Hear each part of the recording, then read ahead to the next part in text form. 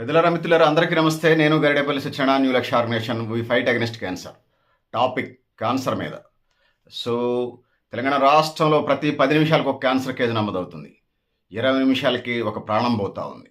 So 2025లో 53,000 కేసులు కొత్త కేసులు నమోదైతే 29,000 మంది చనిపోయినట్టుగా రిపోర్ట్స్ ఉన్నాయి. పాత పేషెంట్లు, కొత్త పేషెంట్లు. సో ఇది అంటే రోజుకి 147 మంది క్యాన్సర్ బారిన పడతా ఉన్నారు. ఇది తెలంగాణ రాష్ట్రానికి సంబంధించింది. 29 రాష్ట్రాలు, 9 కేంద్రపాలిత ప్రాంతాల సంగతి దేవుడెరుగు. సో ఇక ప్రపంచాన్ని అయితే భగవంతుడికి తెలియాలి. సో ఈ సమస్య నుంచి ఇది ఒక మౌన మహమ్మారిలాగా చంపుకుంటూ పోతూ ఉంది. చాప కింద నీరులాగా చంపుకుంటూ పోతూ ఉన్నది. సో ఇది కేవలం వైద్య రంగానికి సంబంధించిన సమస్యగా చూడలేము దీన్ని. సో మనం తినేటువంటి ఆహారపు అలవాట్లు ఇటు అనేక రకాల సమ్మిళితంగా మనకి కనపడుతోంది.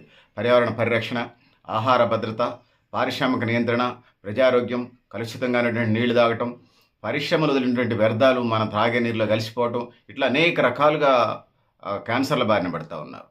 మన చేతికున్న గోరు తలలో వెంట్రుక తప్ప హ్యూమన్ ఆర్గాన్స్లో ఏ అవయవానికైనా మనిషి ఆర్గాన్స్లో ఏ అవయవానికైనా క్యాన్సర్ వచ్చే అవకాశం ఉన్నది. సో అందుకోసం తగిన జాగ్రత్తలు తీసుకుంటూ అప్రమత్తంగా ముందుకు పోవాల్సిన అవసరం మనందరి మీద ఉన్నదనేది ఈ సందర్భంగా తెలియజేసుకుంటాను. ముఖ్యంగా గ్రామీణ ప్రాంతాల్లో ఈ యశ్రద్ధ ఎక్కువ. వయసులో ఉన్నప్పుడు కాలు నొప్పి, ఏళ్ళ నొప్పి వస్తే డాక్టర్ దగ్గరికి వెళ్ళకపోయినా తగ్గిపోతుందనేటువంటి అశ్రద్ధ ఇవాళ ప్రాణాలను తీస్తున్నటువంటి పరిస్థితిని మనం చూస్తూ ఉన్నాం. సో అందుకోసం ఏదైతే ఉందో ముఖ్యంగా వ్యవసాయ రంగంలో వచ్చినటువంటి అనేక మార్పులు, సేంద్రియ జొన్నలు, ఆకాశవాయు పంటలు ఉన్నప్పుడు ఎన్ని క్యాన్సర్ లేవు. 100కు 1 కేసో, 1000కి 1 కేసో, 10,000కు 4-5 కేసులుంటే కంగారు పడిపోయేవాళ్ళం. ఇలా 100కి 6% కేసుల నుంచి 11% వచ్చి 19% నుంచి 30% పోయే వైపు కనపడతా ఉంది. మరణాలంటే క్యాన్సర్ మరణాలే ఇలా మనకి సవాల్ విసురుతూ ఉంది. ముఖ్యంగా మానవాళికి, రాష్ట్రానికే కాదు, దేశానికే కాదు, ఇది యావత్ మానవ సమాజానికి క్యాన్సర్ ఇలా సవాల్ విసురుతూ ఉన్నది. అందుకోసం precaution is better than cure అంటారు. కాబట్టి క్యాన్సర్ రావడానికి ముందే తగిన జాగ్రత్తలు తీసుకొని మనం ముందుకెళ్లాల్సిన అవసరం ఉంది.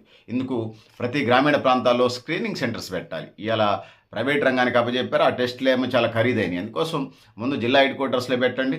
వీలుంటే మొబైల్ సస్పెక్టెడ్ కేసులు ఏమైనా ఉన్నప్పుడు, రొమ్ములో గడ్డలు, లేకపోతే ఇతర గడ్డలు, ఇతర లక్షణాలు, పుట్టుమచ్చలో మార్పులు, లేకపోతే గొంతు బొంగురు పోవటం, టీబీ కాకుండా గొంతు బొంగురు పోవటం, అదే పనిగా దగ్గు రావటం, అది టీబీ కాకుండా ఉండి, ఇట్లా రకరకాల సిమ్టమ్స్ ఉన్నాయి క్యాన్సర్కి సంబంధించి. ఆ సిమ్టమ్స్ ఉన్నప్పుడు ఆ సిమ్టమ్స్ ప్రకారం క్యాన్సర్ టెస్ట్కి వెళితే 4 స్టేజ్లు ఉంటాయి. 1st, 2nd, 3rd, 4th. So 1st, 2nd కనుక్కుంటే వాళ్ళ లైఫ్ స్పాన్ పెంచే కార్యక్రమం పెద్ద ఎత్తున మనం చేసే కార్యక్రమం ఉంటుంది. సో చాలా మరణాలని మనం ఆపగలుగుతాం. ఆ విధంగా క్యాన్సర్ మీద యుద్ధం చేసిన వాళ్ళతో ఆ విధంగా ముందుకు పోవాల్సిన అవసరం ఉందనేది ఈ సందర్భంగా తెలియజేస్తా ఉన్నాను. సో అందువల్ల క్యాన్సర్తోని జాయిన్ అయ్యే వాళ్ళు ఎంతమంది ఉంటున్నారు, మరణాలు కూడా అదే రేషియోలో కొనసాగటం ఒకవైపు ఆందోళన కలిగిస్తూ దీన్ని ఎట్లా అధిగమించాలనేది ఆందోళనగా ఉన్నదనేది మనకి ఈ సందర్భంగా ఉన్నది. ఈ గ్రామీణ ప్రాంతాల్లో ఈ పరిస్థితి ఉన్నది.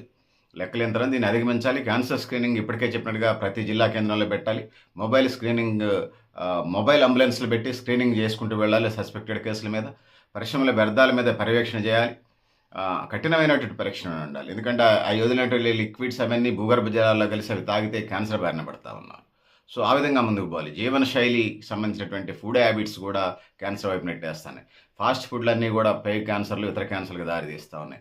పొగాకు, సిగరెట్లు, ధూమపానం, మద్యపానం, ఇవి ఒకవైపు పొగాకు లాంటి ఉత్పత్తులు పేగులు, ఇతర పొగాకు లాంటి ఉత్పత్తులు లంగ్స్ క్యాన్సర్ వైపు దారితీస్తుంటే, మద్యం లాంటి పేగు క్యాన్సర్, పేగు చిన్న అల్సర్తో మొదలై అదే పనిగా తాగినప్పుడు అది పేగు క్యాన్సర్గా, ఇతర క్యాన్సర్లుగా దారితీస్తూ ఉంది. అందుకోసం ఆరోగ్యకరమైనటువంటి ఆహారం, పరిశుభ్రమైనటువంటి జీవన శైలి, క్రమం తప్పినటువంటి ఆరోగ్య పరీక్షలు ఇవన్నీ సాధ్యమయ్యేవి కావు సామాన్య ప్రజలకు సంబంధించి. సో ఇవన్నీ సాధ్యమయ్యాలంటే భారతదేశం అమెరికా స్థాయికి వెళ్ళాలి.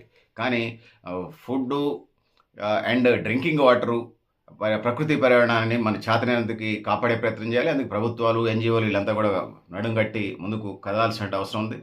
క్యాన్సర్ పెరుగుదల కేవలం వైద్యులకు సంబంధించిన సమస్య కాదు, ఇది అభివృద్ధి నమూనాకి సంబంధించి. భారతదేశం ప్రపంచంలో అతిపెద్ద ఆర్థిక వ్యవస్థగా చెప్తా ఉన్నారు. కాబట్టి సో అభివృద్ధి చెందిన ఆర్థిక వ్యవస్థగా చెప్తున్నారు. ఇది ఛాలెంజ్గా చెప్పొచ్చు. ఇండస్ట్రియల్ సెక్టార్ అభివృద్ధి కోసం ఆ ప్రజారోగ్యాన్ని తాకట్టు పెట్టడం ఎప్పటికీ కాబోదు. అభివృద్ధి కాబోదు. సో అందుకోసం డెవలప్మెంట్, హెల్త్ పరస్పరం వ్యతిరేకమైన శక్తులు కాదు. అభివృద్ధి ఆరోగ్యం 2 కూడా ఒక ట్రాక్ మీద ఒక రోడ్ లాగా ఉండాలి. అవి రైలు పట్టాల్లాగా విడివిడిగా కాదు. ఆ విధంగా ముందుకు పోవాలి. ఈ మౌన మహమ్మారిని తొక్కేయాలి, గొయ్యి తీసి బొందబెట్టాలి. జేసీబీ పొక్లేన్‌తో తవ్వి 20 అడుగులు, 30 అడుగులు లోతు బాతి పెట్టాల్సిన అవసరం ఉంది. ఇందుకోసం మానవులకు సంబంధించి, ప్రభుత్వాలకు సంబంధించి, ఎన్‌జీఓలకు సంబంధించి కృషి చేయాలి. నెహ్రూ కేంద్రాలతో సహా రక్షిత మంచినీటి సౌకర్యాలను వాటర్ ట్యాంకులు కట్టి మంచి మంచినీళ్ళు అందజేయాలి. అదేవిధంగా రసాయనాలు, పురుగు మందులు గల ఉన్నటువంటి ఆహార పదార్థాలు తీసుకునే ప్రయత్నం చేయాలి. ఇప్పుడు ఆర్గానిక్ ఫుడ్ అంటున్నాం, అవి పెడితే ఇంకా మంచిది. ఇంకా ఇండస్ట్రియల్ అభివృద్ధి పేరుతోని కాలుష్యాన్ని వెదజల్లటం, ఆ వ్యర్థాలని త్రాగునీరులోకి కలిపేయటం, భూగర్భ జలాలు కలిపేయడం ఛాలెంజింగ్గా తయారైంది. ముందస్తు స్క్రీనింగ్ స్థాయి గ్రామ స్థాయిలో కూడా తీసుకెళ్ళాలి. కనీసం మొబైల్ అంబులెన్సుల ద్వారా క్యాన్సర్ టెస్టులు చేసే కార్యక్రమం, ఆరోగ్యకరమైనటువంటి జీవనశైలి, మంచి త్రాగునీరు, మంచి ఆహారం, ఆ విధంగా ముందుకెళ్లాల్సిన అవసరం ఉంది. ఆ విధంగా ముందుకు పోవాల్సిన అవసరం ఉందని నాకు తెలియజేసుకుంటూ, పెద్దలారా, మిత్రులారా, మీరు కూడా మీ అభిప్రాయాలను కామెంట్ బాక్స్ రాయడం తెలియజేస్తూ, నేను Garidepalli Satyanarayana, new Lakshya organisation. We fight against cancer, new Lakshya organisation.